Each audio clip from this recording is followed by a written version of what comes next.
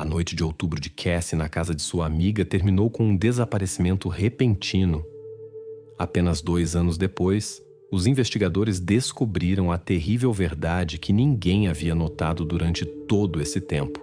Foram precisamente os detalhes daquela noite de 14 de outubro de 2019 que os levaram ao desfecho, mudando completamente a percepção dos acontecimentos.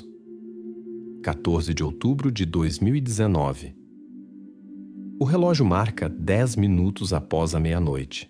Na pequena vila de Kuola, no condado de Jackson, estado da Carolina do Norte, a menina de 9 anos Cassie R. desaparece repentinamente. Ela foi vista pela última vez no quarto da casa de sua amiga, a família S., onde deveria passar tranquilamente a noite. Naquele momento, apenas os pais da menina e seu filho mais velho, Max S., de 17 anos, estavam na casa. Nenhum deles conseguiu dizer para onde Cassie tinha desaparecido. A polícia chegou ao local apenas 20 minutos após a ligação dos pais. A casa estava silenciosa e, à primeira vista, sem sinais de perturbação. No entanto, a porta dos fundos da cozinha estava ligeiramente entreaberta. Isso foi imediatamente anotado no relatório. No quarto das crianças, encontraram um saco de dormir vazio e amassado. Isso significava que Cassie havia deixado seu lugar repentinamente, sem levar nada de seus pertences pessoais. Já 15 minutos após o início das buscas, começou a cair uma leve chuva de outono. Mais tarde, o adestrador de cães explicaria por que o cão de serviço perdeu rapidamente o rastro. Nas primeiras horas da investigação, a polícia concentrou-se em 2 possíveis suspeitos. O primeiro era Max S., o adolescente que permaneceu na casa durante toda a noite. O segundo era o vizinho e veterano de guerra, Joe Kay, de 58 anos, que oficialmente exercia as funções de guarda da vila. Foi ele quem patrulhou a área naquela mesma noite quando Cassie desapareceu. Max S. afirmou com confiança aos investigadores que, durante o intervalo de tempo indicado, ele estava em seu quarto jogando online. O jovem enfatizou que usou fones de ouvido a noite toda e não ouviu nada suspeito. Seu álibi foi corroborado por gravações de áudio do chat do jogo obtidas pela polícia. De acordo com elas, Max participou ativamente da comunicação por voz com outros jogadores das 23h55 às 00h20. No entanto, os investigadores registraram um detalhe importante. Não havia câmeras de vigilância no quarto de Max. As gravações de áudio confirmavam apenas sua voz, mas não provavam que ele realmente estava em seu quarto. Às 00h31, uma câmera automática de reconhecimento de placas, ALPR, capturou na estrada que sai da vila de Kuola uma van de serviço branca de uma empresa de reparo de sistemas de aquecimento e ar-condicionado, GAVs. O veículo se movia a partir da vila e estava a aproximadamente 2 quilômetros da casa onde Cassie passava a noite. A placa foi registrada apenas parcialmente, o que complicou substancialmente a identificação do proprietário do veículo. A câmera salvou apenas os 3 últimos símbolos da placa e o logotipo da empresa na lateral do veículo. O aparecimento na câmera ALPR de uma van de serviço não identificada tornou-se a direção-chave dos primeiros dias de investigação. A polícia rapidamente entrou em contato com bancos de dados locais e começou a verificar cada veículo registrado no condado para trabalhos de reparo após o último furacão. 38 veículos de serviço pertencentes a diferentes empresas caíram sob suspeita. Enquanto os investigadores começavam os interrogatórios e a verificação dos álibis de cada motorista, o enigma central do desaparecimento de Cassie R. apenas começava a acumular novos fatos e questões. O momento-chave que imediatamente alertou a investigação foi a questão de por que Max, de 17 anos, estando literalmente a poucos passos da porta dos fundos da cozinha, não ouviu seu bater nem mesmo o latido do cachorro do vizinho. O cachorro reagia até mesmo ao menor ruído na vila. Mas naquela noite seus latidos não chamaram a atenção do adolescente. Uma verificação repetida dos registros de áudio do chat de voz no Discord revelou um momento notável. Aproximadamente às 00:05, quase simultaneamente ao desaparecimento de Cassie, Max proferiu uma frase que mais tarde entrou nos materiais do caso. A casa hoje está silenciosa como um necrotério. A investigação imediatamente registrou essa estranha coincidência temporal. O adolescente parecia não notar nada incomum enquanto Cassie, nesse mesmo momento, já estava ausente do seu lugar de dormir. Os investigadores aprofundaram-se nos detalhes técnicos das gravações de áudio feitas durante o chat do jogo.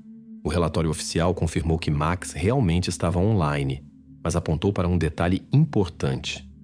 Durante a sessão das 23h55 às 00:20, o microfone do adolescente foi silenciado repetidamente. Esses períodos de silêncio eram irregulares. Às vezes duravam apenas alguns segundos, às vezes mais de 1 minuto. Os especialistas da polícia propuseram 2 possíveis interpretações dessa situação. Primeira versão: Max poderia ter deixado o quarto por curtos períodos, possivelmente saindo de seu dormitório e retornando sem ser notado pelos outros participantes do chat. Segunda versão: o adolescente poderia simplesmente ter desligado o microfone, permanecendo em frente ao computador, ou mudado para outro canal no Discord onde não havia gravação. Esses detalhes não confirmavam definitivamente nenhuma das versões, deixando a investigação diante de 2 interpretações equivalentes. 2 dias após o desaparecimento de Cassie, o investigador obteve um mandado para apreender os sapatos de Max. Os especialistas enviaram imediatamente os tênis do adolescente para exame forense. A verificação rapidamente deu os primeiros resultados. Micropartículas de solo do quintal vizinho foram encontradas nas solas. Isso parecia promissor, mas logo os criminalistas estabeleceram que tal evidência não era única para este caso. As parcelas na vila de Kuola não eram separadas por limites claros e eram praticamente comuns. Portanto, a presença de solo do quintal dos vizinhos não poderia indicar com certeza o envolvimento do adolescente no desaparecimento. Os especialistas, no entanto, decidiram realizar uma verificação adicional da amostra de solo para eliminar definitivamente possíveis inclusões estranhas.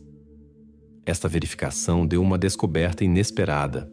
Um exame minucioso do solo sob os sapatos de Max revelou a presença de óleo técnico, que o laboratório identificou como HVAC46. Esta substância era específica e nunca havia sido usada em condições domésticas ou jardinagem pelos habitantes da vila. O óleo tipo HVAC46 era usado exclusivamente pelos serviços de manutenção que reparavam sistemas de aquecimento e ar-condicionado. Na conclusão oficial, estava claramente indicado que tal óleo geralmente está associado a equipamentos de serviço profissional e veículos de uso especial. A quantidade e concentração de óleo na amostra eram extremamente insignificantes, e isso não era suficiente para vincular diretamente Max ao automóvel ou ao possível local de desaparecimento de Cassie. No entanto, o mero fato da presença de óleo HVAC46 tornou-se uma pista fundamentalmente importante, abrindo uma nova direção na investigação. Os detetives verificaram imediatamente todas as empresas do condado de Jackson que utilizavam esta substância técnica. No relatório da investigação foi especialmente enfatizado que entre elas se destacava uma empresa contratante específica, Blue Ridge HVAC. Os veículos de serviço desta empresa apareciam regularmente na vila de Kuola, lidando com a eliminação das consequências do recente furacão. Nesta fase, a investigação voltou-se completamente para verificar os motoristas, funcionários e toda a frota da empresa Blue Ridge HVAC. Desde o início, a investigação suspeitava que a família S, em cuja casa Cassie pernoitava, poderia estar ocultando detalhes importantes. Os depoimentos oficiais dos pais de Madison S. eram secos e breves. Não ouviram nada. Dormiam profundamente. No entanto, durante a verificação surgiu um episódio estranho que os pais preferiram omitir. Naquela mesma noite, 14 de outubro, exatamente 12 minutos antes do desaparecimento de Cassie, foi feita uma ligação da casa que poderia mudar completamente o panorama da investigação. O FBI, vários meses após o desaparecimento de Cassie, examinou o arquivo de gravações de telefonia VoIP doméstica da família S, guardado pelo provedor. Esses dados não estavam disponíveis para o xerife do condado inicialmente e foram revelados já no âmbito da investigação federal. O registro de chamadas mostrou que às 23h58, apenas alguns minutos antes do desaparecimento de Cassie, foi feita uma chamada de saída do número de telefone da família S para o departamento de serviço de uma empresa HVAC localizada a 12 quilômetros da vila. Nos depoimentos oficiais dados pelos pais no dia seguinte ao desaparecimento, não havia uma palavra sobre esta chamada. Os investigadores imediatamente convocaram a mãe de Madison, Susan S., para um novo interrogatório. Quando lhe foi apresentado o fato da chamada telefônica, ela pareceu desconcertada e permaneceu em silêncio por um tempo, depois do qual declarou que a chamada havia sido feita acidentalmente. Supostamente o telefone estava à mão e ela pressionou acidentalmente o botão de descagem. Susan enfatizou que assim que notou a chamada, desligou-a imediatamente, sem entrar em conversa. No entanto, a verificação por parte do provedor registrou dados completamente diferentes. A duração da conversa foi exatamente de 4 minutos e 2 segundos. Isso não era simplesmente um contato acidental com a tela, mas um diálogo completo, cujo fato a mãe da família preferiu, por alguma razão, ocultar da investigação. Os investigadores notaram a evidente inconsistência entre as palavras da mãe e o registro oficial da chamada conservado nos arquivos do provedor. Na tentativa de entender as razões desta chamada, os investigadores começaram a verificar os contatos pessoais de Susan S. com os funcionários da empresa HVAC. Entre as versões apareceu também a de que a mãe de Madison poderia estar ocultando alguma relação pessoal com um dos técnicos que trabalhavam para a empresa de reparo. A verificação dos contatos telefônicos e das redes sociais da família efetivamente revelou uma comunicação regular entre Susan e um dos funcionários da empresa, mas a investigação não pôde confirmar o caráter pessoal de sua comunicação. Esta versão parecia atraente e lógica, mas a investigação não obteve provas diretas da existência de um romance oculto entre a mãe de Madison e o técnico. A versão foi temporariamente deixada de lado, mas continuou figurando nos materiais confidenciais do caso, sem ser confirmada até o final.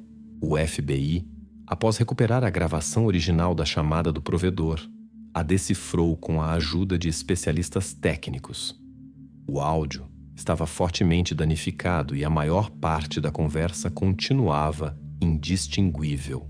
No entanto, a frase final atraiu a atenção especial da investigação. Um interlocutor desconhecido, cuja voz ainda não havia sido identificada, pronunciou claramente: "Só depois da meia-noite posso passar." Depois destas palavras, a comunicação foi cortada. A voz, a maneira de falar e a identidade exata da pessoa ao volante continuavam desconhecidas para a investigação. Esta frase tornou-se um fragmento importante do caso, pois agora os investigadores tinham provas de que alguém planejava ir à casa da família S, precisamente no intervalo de tempo diretamente relacionado com o desaparecimento de Cassie. Os agentes federais reconstruíram detalhadamente a cronologia da chamada. Começou às 23h58, terminou às 00:02, apenas 8 minutos antes de ser registrado o desaparecimento de Cassie. Esta descoberta tornou especialmente importante a verificação dos motoristas e funcionários da empresa Blue Ridge HVAC, iniciada após a descoberta do óleo nos sapatos de Max. Agora, a investigação devia descobrir quem exatamente estava ao volante da van de serviço da empresa naquela noite, registrada pelas câmeras nas proximidades do local do incidente, e que relação esta pessoa tinha com a família S.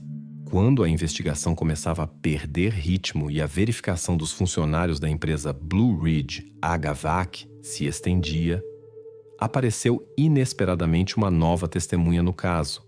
Um trabalhador rodoviário ruandês declarou à polícia ter visto uma van branca parada na noite perto de uma faixa de bosque por volta das 01:05.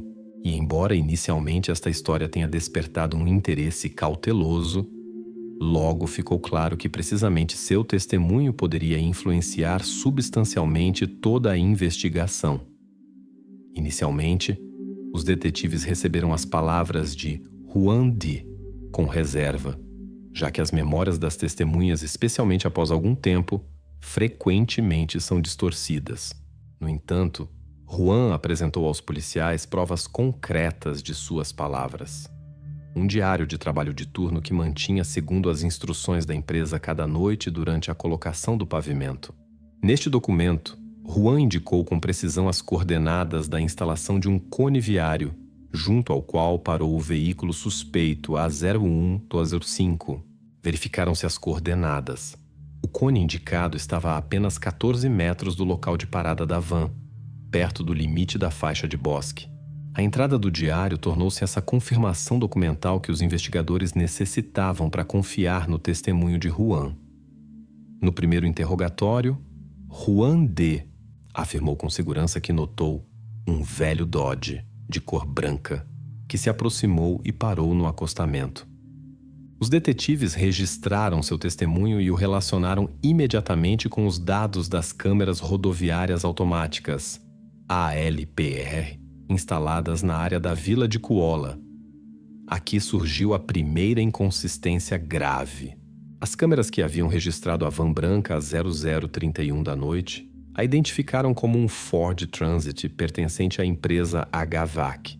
Enquanto isso, a testemunha continuava insistindo que o veículo que viu depois da 1 da madrugada era precisamente um Dodge. Os investigadores notaram esta evidente contradição nos testemunhos. Perguntou-se a Juan repetidamente sobre os detalhes, mas ele se manteve firme. Vi claramente um Dodge. Era uma van velha. Definitivamente não um Ford. A contradição parecia pôr em dúvida a confiabilidade de seu testemunho, mas a polícia era obrigada a verificar cada detalhe, mesmo o mais insignificante. Apesar das dúvidas sobre o testemunho de Juan, os investigadores trabalharam esta versão minuciosamente.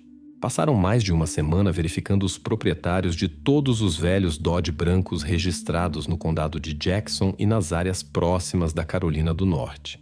Os criminalistas examinaram cuidadosamente cada veículo, interrogaram todos os proprietários, estabeleceram o álibi de cada motorista para a noite do desaparecimento de Cassie. Como resultado das verificações, estabeleceu-se definitivamente que nenhum dos proprietários de Dodge estava envolvido no caso. A verificação resultou limpa. Nenhuma suspeita se confirmou. A versão baseada no testemunho de Juan parecia errônea e apenas atrasou a investigação. Quando os investigadores já se preparavam para deixar de lado o testemunho de Juan, apareceu uma precisão inesperada no caso. O laboratório técnico do FBI ampliou a imagem da câmera ALPR obtida a 00:31 perto da vila. Nas imagens via-se claramente o emblema da Ford, não da Dodge. Os detetives entenderam que a testemunha simplesmente poderia ter confundido a marca do veículo. O investigador que interrogava Juan assinalou especificamente em seu relatório: a testemunha provavelmente se equivocou devido às condições de visibilidade. Noite tardia, chuva fina, luz dos faróis dirigida diretamente para ele.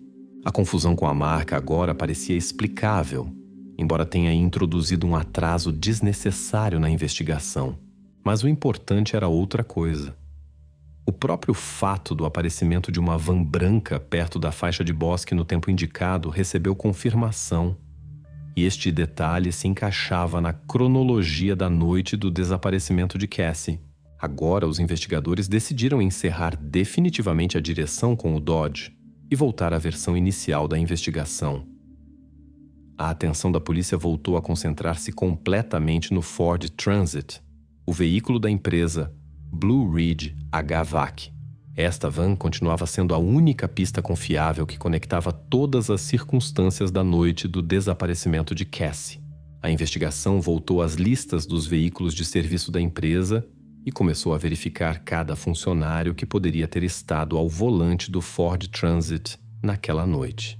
Enquanto os investigadores voltavam a concentrar-se na verificação do veículo de serviço Ford Transit, surgiu uma nova estranheza. Por que na noite do desaparecimento de Cassie a empresa Blue Ridge AVS desativou remotamente o tablet corporativo do técnico Logan M? O tablet era uma ferramenta importante da empresa, registrando constantemente a localização do funcionário. Mas precisamente naquela noite, por uma razão inexplicável, ele foi desconectado do sistema geral de monitoramento. Os especialistas técnicos da empresa HVAC prepararam um relatório para os agentes federais, segundo o qual o tablet corporativo de Logan M perdeu conexão com o servidor na noite do desaparecimento de Cassie. O documento indicava marcos temporais claros. Das 23h48 às 02h20, o dispositivo não transmitia sinais. Esta janela de tempo coincidia perfeitamente com os eventos críticos da investigação, a chamada da Casa da Família S, e o subsequente desaparecimento de Cassie. Para ir à investigação, tal fato não podia ser uma simples coincidência. Em seu primeiro interrogatório pelos investigadores federais, Logan M parecia calmo e seguro. Explicou a desconexão do tablet por um esquecimento banal. Supostamente simplesmente deixou o carregador em casa e o tablet descarregou durante o trabalho. No entanto, os especialistas técnicos do FBI imediatamente notaram uma inconsistência séria em suas declarações. Solicitaram o registro CAST de Bluetooth do tablet e descobriram que o dispositivo, durante um curto período, por volta das 0000, se conectou à rede sem fio da casa da família S. Isso contradizia as palavras de Logan, que afirmava que o tablet estava completamente descarregado muito antes de chegar à vila. A inconsistência nos testemunhos fez com que a investigação prestasse renovada atenção à personalidade do técnico da empresa.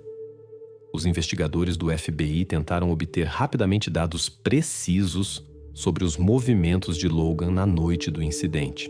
Para isso, solicitaram o rastreamento GPS de seu telefone pessoal. No entanto, resultou que Logan usava um modelo obsoleto de dispositivo móvel, não equipado com o módulo Assisted GPS, AGPS. Este fato complicou consideravelmente o trabalho dos analistas e praticamente levou a investigação a um beco sem saída, já que o telefone de Logan não deixava rastros digitais de sua localização exata durante essa noite. Nos materiais da investigação, este episódio foi marcado como um fracasso técnico que freou temporariamente o curso da investigação. No entanto, os analistas federais da divisão CAST do FBI não se detiveram com o conseguido. Apesar da ausência de um sinal GPS completo, utilizaram a tecnologia de microtriangulação por torres de telefonia móvel para reconstruir ao menos uma imagem aproximada dos movimentos de Logan M na noite do incidente. Depois de uma semana de trabalho intensivo, os analistas apresentaram seus resultados.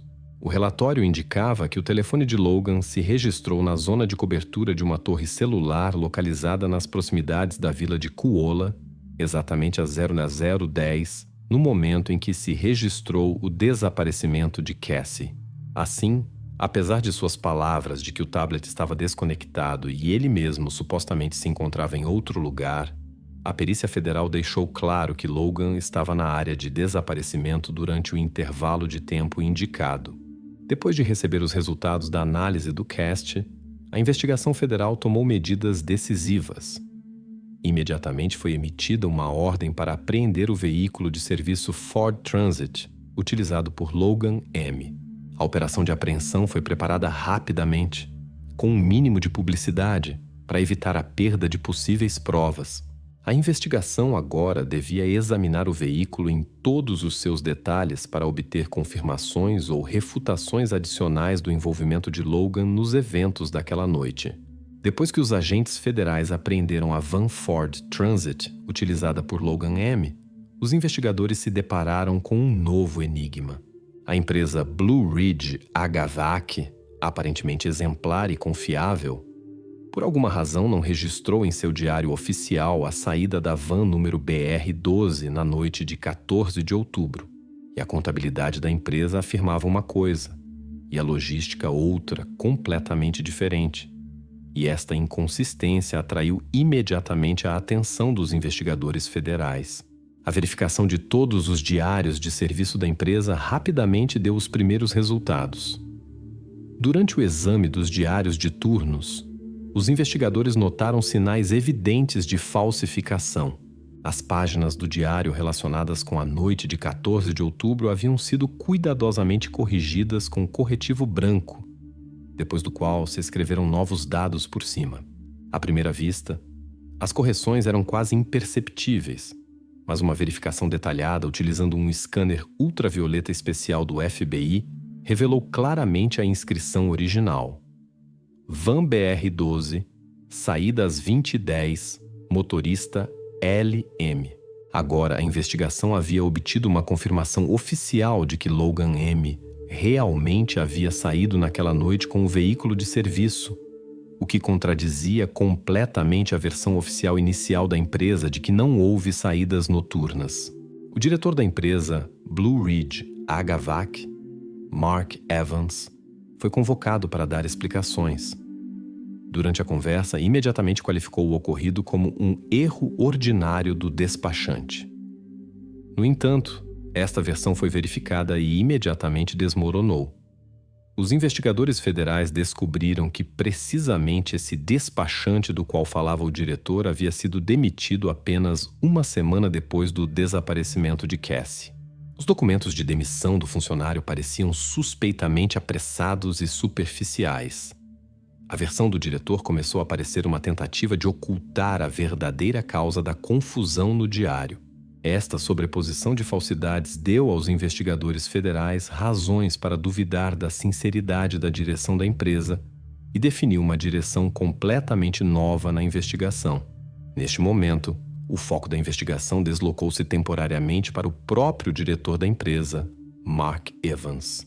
Os investigadores federais começaram a supor que ele poderia estar ocultando deliberadamente fatos relacionados com o desaparecimento de Cassie, por motivos pessoais ou profissionais. Verificaram os relatórios financeiros da empresa, a correspondência pessoal de Evans e seus contatos, mas não puderam encontrar nenhuma prova concreta contra ele. As suspeitas não se confirmavam, mas o diretor seguia sob estreita atenção, embora toda esta linha de investigação ainda não produzisse resultados tangíveis. A situação mudou quando o diretor Evans proporcionou voluntariamente aos investigadores um novo testemunho importante. Uma carta oficial da companhia de seguros. Na carta se informava que em 13 de outubro, um dia antes do desaparecimento de Cassie, a empresa Blue Ridge HVAC havia eliminado oficialmente um trocador de calor defeituoso que tinha um defeito de fábrica. A eliminação devia realizar-se em um armazém especial e oficialmente o dispositivo se considerava destruído. No entanto, quando os agentes do FBI verificaram os dados da companhia de seguros, descobriram um detalhe estranho. A marca GPS do container onde supostamente se colocou o trocador de calor se ativou na noite de 14 de outubro, às 01:17. Ou seja, no momento exato em que, segundo a versão da investigação, Cassie já havia desaparecido e a van de Logan M. havia sido detectada perto da faixa de bosque. O container com o trocador de calor se converteu repentinamente em um detalhe importante na investigação. Era a primeira indicação séria do possível paradeiro da desaparecida. Baseando-se nos dados obtidos, a investigação federal ampliou imediatamente a escala da operação. Foi emitida uma nova ordem para realizar um registro detalhado de todas as instalações de armazenamento e contêineres da empresa Blue Ridge HVAC. Os agentes estavam interessados sobretudo nesse contêiner específico, cujo GPS havia registrado um movimento inexplicável na noite de 14 de outubro. Agora ficava claro que a solução para o desaparecimento de Cassie poderia estar oculta precisamente ali, entre os armazéns de serviço e os contêineres fechados da empresa, que até agora parecia um modelo de honestidade e confiabilidade. Depois que os agentes federais examinaram cuidadosamente e apreenderam a van de Logan, a investigação se aproximou do desfecho graças a um detalhe pequeno, quase imperceptível. Em um palete de plástico encontrado no compartimento de carga do veículo, os criminalistas descobriram um rastro marrom apenas visível de origem desconhecida. Inicialmente, mesmo os especialistas experientes não podiam determinar inequivocamente o que era exatamente óleo técnico ou algo muito mais significativo. A amostra foi imediatamente enviada ao Laboratório Criminalístico Federal, onde, depois de uma série de análises científicas precisas, estabeleceu-se a natureza exata da substância. A conclusão do laboratório foi seca e clara. O rastro no palete resultou ser uma pequena quantidade de sangue, exatamente 0,2 mililitros. A perícia genética, realizada com máxima precisão, mostrou uma coincidência de 50% do material biológico encontrado com o DNA da mãe de Cassie. Este fato científico foi registrado em um documento oficial do laboratório, excluindo completamente qualquer emoção e suposição. O palete converteu-se na primeira prova sólida que apontava diretamente para o possível envolvimento de Logan no desaparecimento. Depois do anúncio dos resultados da perícia, a equipe jurídica de Logan tentou imediatamente impugnar sua importância. Seu advogado declarou que a amostra de sangue poderia ter chegado ao palete acidentalmente, como resultado de contaminação, poluição, de objetos anteriores transportados pelo técnico da empresa. No entanto, a acusação apresentou imediatamente um contra-argumento convincente. Nos materiais do caso se apresentou a documentação do fabricante, segundo a qual este palete de plástico havia sido fabricado em agosto de 2019 e oficialmente utilizado pela empresa uma única vez, precisamente na noite do desaparecimento de Cassie. Esta circunstância refutava essa explicação da defesa e confirmava novamente as suspeitas da investigação sobre o envolvimento de Logan. A defesa, no entanto, não se rendeu e apresentou uma nova linha de argumentação, agora impugnando o cumprimento do procedimento de armazenamento e transporte da amostra de sangue.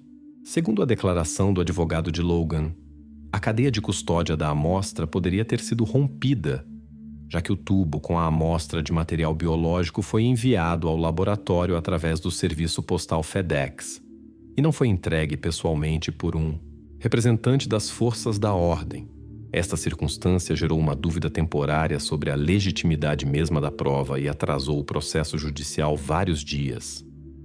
A defesa exigia ativamente excluir esta amostra de sangue do caso, insistindo em possíveis violações do procedimento. No entanto, o juiz, depois de examinar todos os argumentos das partes e os testemunhos dos criminalistas, decidiu admitir a amostra de DNA como prova legal no caso. Esta decisão significou um ponto de inflexão crucial na investigação. Depois disso, a promotoria formalizou imediatamente uma ordem de prisão oficial contra Logan. E precisamente nesse momento, quando a situação parecia completamente perdida para a defesa, Logan M. declarou inesperadamente através de seu advogado sua disposição para chegar a um acordo com a promotoria. Isto foi uma completa surpresa tanto para o tribunal como para a investigação, mas precisamente este acordo poderia colocar definitivamente um ponto final no caso. Os investigadores se prepararam imediatamente para o interrogatório oficial de Logan na presença de advogados e representantes da promotoria. A tarefa principal da investigação era descobrir os detalhes exatos do lugar onde poderia estar oculto o que haviam buscado durante tanto tempo. Agora, depois que Logan declarou sua disposição para cooperar, seu testemunho devia ser a etapa final de uma investigação longa e complicada, começada 2 anos atrás com uma noite ordinária de Cassie na casa de sua amiga e terminando só agora, nas paredes do edifício federal do Tribunal Distrital. No interrogatório final, realizado nas instalações do escritório federal do FBI, Logan M. descreveu em detalhe os eventos da noite de 14 de outubro de 2019. Segundo sua confissão, naquela noite recebeu uma chamada da mãe de Madison S., que se queixava de um mau funcionamento do ar-condicionado. A mãe de Madison pediu-lhe que passasse pela casa da família tarde da noite, depois da meia-noite, já que precisamente nesse momento ela poderia fazer entrar o técnico discretamente, sem incomodar os demais ocupantes. Utilizando uma chave reserva deixada especialmente para tais situações, Logan entrou na casa pela porta dos fundos da cozinha. Dentro, quase imediatamente se encontrou com Cassie. Vendo um estranho na cozinha escura, ela gritou bruscamente, assustada e tentando chamar a atenção dos pais ou do irmão de sua amiga. Logan explicou mais tarde que suas ações foram impulsivas e não planejadas. Temendo ser descoberto e ter problemas com a polícia, cobriu-lhe a boca com a mão e a manteve até que Cassie deixou de mostrar sinais de vida. Entendendo que havia ocorrido algo irreparável, ele a envolveu no saco de dormir que se encontrava no quarto infantil e atirou rapidamente pela mesma porta dos fundos. Depois de carregar os restos no veículo de serviço, abandonou imediatamente o território da vila de Kuola para evitar encontrar-se com um funcionário de segurança que patrulhava, Joe Kay, a quem conhecia pessoalmente. Depois levou os restos ao armazém da empresa Blue Ridge HVAC, aproveitando seu conhecimento do território e a ausência de pessoal noturno. Os restos foram colocados em um container com um trocador de calor defeituoso que anteriormente se pretendia enviar para eliminação. Depois da confissão oficial, a imagem se tornou completamente clara para a investigação. A chamada telefônica da mãe da família S, que ocorreu às 23h58, confirmou a razão inicial do aparecimento de Logan na casa durante a noite. A gravação da câmera de reconhecimento automático de placas ALPR A0031 confirmou a rota de seu Ford Transit de serviço. A descoberta de partículas de óleo HVAC 46 nos sapatos de Max S. resultou ser uma transferência acidental da área perto da entrada onde Logan havia estacionado a van.